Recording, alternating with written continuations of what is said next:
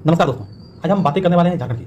और झारखंड में जो विगत चल रहा है प्रोटेस्ट लगभग दिनांक 25 जुलाई से जो अभी तक प्रोटेस्ट चल रहा है, हम उसके बारे में बातें करने वाले हैं। क्योंकि झारखंड में आज ये प्रोटेस्ट का कोई दौर नया या पुराना नहीं है।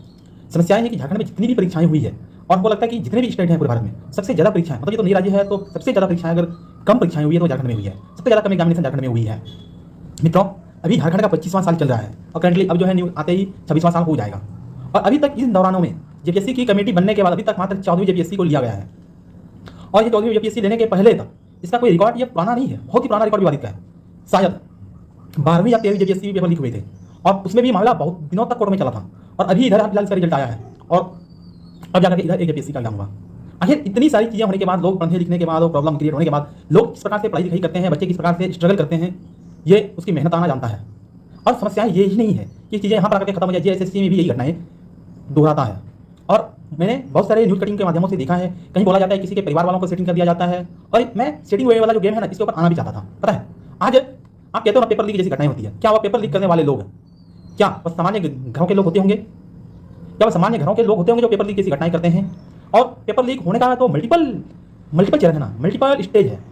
चाहे वो पेपर लीक जहाँ पेपर को सेटअप किया जाता है वहीं से पेपर लीक हो जाए, चाहे तो वो पेपर जहाँ से आ रही है या जिस वैन में आ रही है उस वैन से पेपर को लीक कर दिया जाए, चाहे वो जिस सेंटर पर पेपर पहुंच रहा है उस सेंटर पर आकर के पेपर लीक हो जाए। ये मल्टीपल चरण है, ये मल्टीपल स्टेजेज है जहाँ से कि पेपर लीक होने की संभावनाएं होती है। और इन सब चीज़ों से ऊपर भी चीज़ें होती है।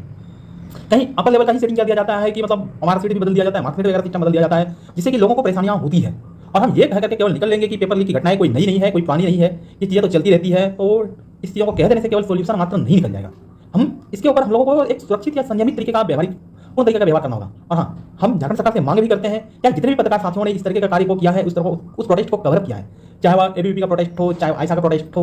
मुझे पता है दिल्ली का प्रोटेस्ट हो और झारखंड का प्रोटेस्ट में एक चीज़ तो अच्छा लगा कि यहाँ कोई आज़ादी का नारा वगैरह नहीं लगाया जा रहा है।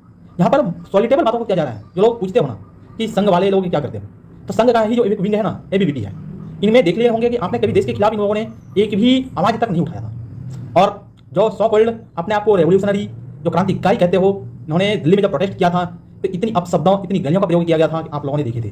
मित्रों, मैं बता देना चाहता हूँ, संघ जो है ना, संघ इस देश का विचार है, संघ इस देश का निर्माण के केंद्र है। आज मैंने राहुल गांधी जी को देखा था, कल बोला गया है प्रयागराज के दौरान में कि संघ वालों का हर एक संस्थान पर कब्जा है। मतलब मेरे मित्र, संघ वालों का हर एक संस्थान पर कब्जा है तो इसका मतलब क्या करोगे? हर वो लोग पढ़े लिखे लोग होते हैं भाई, राष्ट्र हित के लिए कार्य करना चाहते हैं।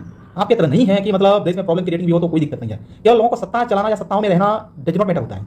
क्योंकि मैंने मल्टीपल टाइम बातें किया है कि यहाँ जो सांसद विधायक होने वाली बातें हैं ना, सांसद का चुनाव कम से कम 15 लाख वोटों से होता है और उसी में विधायक का चुनाव भी कम से कम 2 से 1.5 लाख के मतों के बीच में होता है।